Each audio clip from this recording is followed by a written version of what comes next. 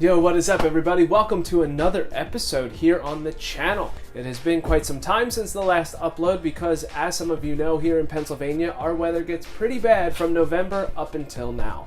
Luckily, it's starting to get nicer out, which means it's time to start getting ready for more car content and car season. This season, I am extremely excited because it is time to do an extremely big project with the SS. I thought that the big projects were over, but they're not. Who would have thought, after installing an LDK and all of those bolt-ons and everything else, that there wouldn't really be anything that we could do with the car? But there is. And I've thought about it a lot, and it's finally time to do it. So thanks to the good folks and friends at ZZ Performance, we got a ton of new parts, and we are now starting to get ready to rebuild the engine. Yes, that's right. The engine that my brother and I put in the car is coming back out. We are going to redo it again with the help of a friend, and we're also going to be installing some additional parts. So in this video, we are going to go over everything that we're going to be putting into the motor and into the car, and then in future videos, we are going to document all of it for all of you to see. First, let's get started with engine internals. So as some of you may already know, the LNF engine is actually a pretty decent engine. You can get a ton of power out of it. We all know in this car in particular, there's an LDK motor in it, which is supposed to be the Gen 3 version of the Ecotec motor. It runs at a little bit of a higher compression ratio. It has an aluminum sandcast block, which is supposed to be more durable for power. The one thing you have to be aware of is that sometimes the engine internals aren't that great if you're going to be pushing a lot of extra power. So just to make sure we don't run into any issues with a brand new motor that has roughly 3,000 to 4,000 miles on it, we're going to have to strengthen all of the internals. First thing, the pistons. We're going to go with the Wiseco 86 millimeter forged pistons because they are the same millimeter as stock, and that's going to help us get that extra power we need. We don't have to worry about them falling apart. Now, of course, if you do pistons, you have to do rods as well, and that's where ZZ Performance comes in, and we're going to be installing their 4340 connecting rods to make sure that we have all forged internals. That's going to help us make sure we have a nice strong block. Don't have to worry about anything breaking, blowing up, anything like that. The really cool thing with the LDK motor, and I'm pretty sure with all Ecotec motors, is that the crankshaft is forged already, so you don't have to worry about replacing that with anything stronger. It should be able to hold up to power. Moving on to additional parts for the motor. We have ZZ Performance's LHU Stage 2 performance cams. These are the cams that were designed by ZZ Performance but are milled by Comp Cams themselves for the LHU LDK engine. We have both intake and exhaust cams ready to go for the car. Because of the fact that we are going with Stage 2 cams, we do need larger lash adjusters, which luckily ZZP also provides. So to finish up the internals for the engine, we have the dual valve spring kit from Supertech. These are the 94 pounders. This is the spring and retainer kit. It's going to make sure that we can sustain all of the extra power we're going to be putting into the car and not have to worry about any failure with the springs.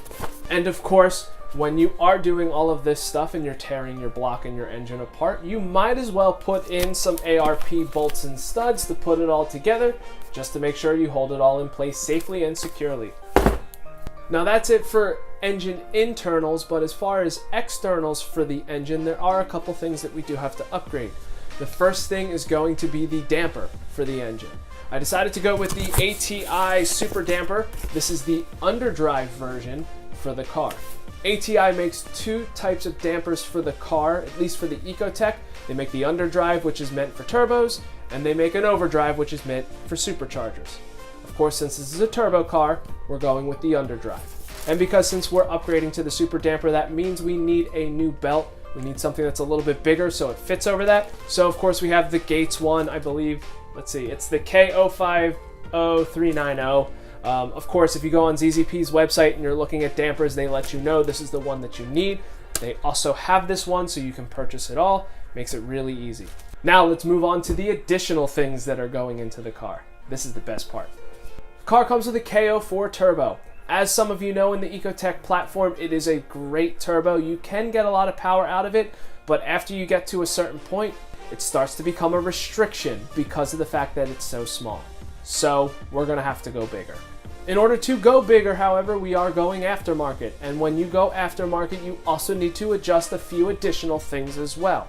So the first thing that we have to change is the upper charge pipe for the intercooler. We got a new one from ZZ Performance that has the 50mm flange on it for a new blow-off valve, because of the fact that our new turbo does not have an internal one. That means the blow-off valve we are running is going to be the Tile 50mm blow-off valve in this box right here, as you can see. Of course, since this turbo that we're putting in the car has not been designed to connect to the exhaust manifold that came with the LDK motor, we had to get a new exhaust manifold. Thanks to the friends at ZZP, we got their ZZP exhaust manifold. It will allow us to bolt straight up to the back of the motor, and it still has that T3 flange on it to connect to the turbo. This one in particular has the 44mm flange for our wastegate actuator. And because of the fact we have to run a wastegate actuator, we are going with the Tile 44mm wastegate actuator.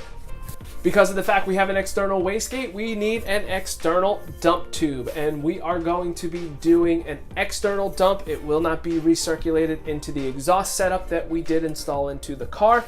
So we have the ZZP 44mm wastegate dump tube. This will connect to our actuator, and it's just gonna hang. So when I am at full boost, it all comes out of this tube. So as you may know, we installed a custom exhaust on this car that involved using ZZP's 3-inch catless downpipe along with 3-inch exhaust tubing from Mandrel-Benz with a Borla Pro XS muffler and intercooled tip. Now that we are putting in a new turbo, we have to replace our downpipe. So thanks to our friends at ZZ Performance, that means we just got the turbo downpipe, which will allow us to connect to our aftermarket turbo. This one will allow us to have all of our O2 sensors, including our wideband sensor. This will attach to the new aftermarket turbo, and then the back end will attach to the 3-inch exhaust tubing that's already on the car. So it looks like we've gone over all of the parts that are going into the engine, as far as engine internals, externals, and all of the extra bolt-ons that we are going to need to support the new turbo. So now the question is, and I'm sure you're all wondering, what is the new turbo? So of course the turbo that we decided to go with is the one that's right below me. Let me get it for you. So it is a BorgWarner turbo. It is the S257 SXE. That's the extended tip version turbo. The reason why I went with this turbo is for two reasons. One, I was looking at the EFR, the 7163. The one thing ZZ Performance does make something that allows you to bolt up to the exhaust manifold, but after doing some research and reading up and some people saying that those EFRs tend to fail from time to time, I got a little concerned. You all know the reason why we started on this crazy build process in the first place is because after I bought the car with 75,000 miles, I ended up driving it for 5,000 miles and the turbo blew up on me. I don't want to have to do all of this again, especially after spending all of this time and getting it to where it currently is. Even though it's been fun building this car, I don't want to have to do it all over again. The one thing people talked about with those EFRs is that BorgWarner went back to the drawing board. They saw what was causing them to fail, they made them even better, and then you come out with an S257 SXE turbo instead. To me, longevity is more important than which one can spool up faster, and that is why I decided to go with this one. So now you might be asking, what are you looking to do power-wise? My goal is to get somewhere around 500 horsepower on pump gas, and I have a feeling that we're going to be able to get pretty close to it. Of course, we have an LDK motor, we have Opel injectors, we have the LT1 fuel pump already installed on the car. We now are going to have LHU Stage 2 cams from ZZ Performance. We obviously are going to put some engine internals into the car to make sure that the engine can handle this excess power. We got the SuperTech 94-pound springs, along with this larger turbo. Now, of course, the one thing we got to be concerned about is the transmission. This is a stock 4T45E transmission, and as some of you know who have this transmission in your car, all of the companies stopped making aftermarket parts for it because of the fact that GM no longer supports this platform. The one thing, however, is that the 4T45E is supposed to come from the factory easily able to handle 500 horsepower. They have been putting this transmission in numerous cars, including some various Pontiacs. So the one thing we have to make sure we do is keep the transmission cool enough so it doesn't blow up. that should be pretty easy to do. Luckily, the car already has a tune on it from Shane Hatfield. Shane is another HHR enthusiast. He had one. He's built a crazy one that was featured with ZZ Performance and on a few websites. He now has a Cadillac CTS-V, but is still a huge fan of the platform and helps us all out when he can. So he wrote a tune that allows you to make sure that you keep the longevity of your 4T45E auto transmission. So what are we gonna do? We're gonna install an additional trans cooler. I decided to go with the B&M Super Cooler. This is the 70264. This is the one that can handle 14,400 BTU. It's the largest one that they make that can fit the hoses for our transmission. The really cool thing about these coolers is that they have a bypass valve. So when the transmission is too cool, it bypasses this altogether.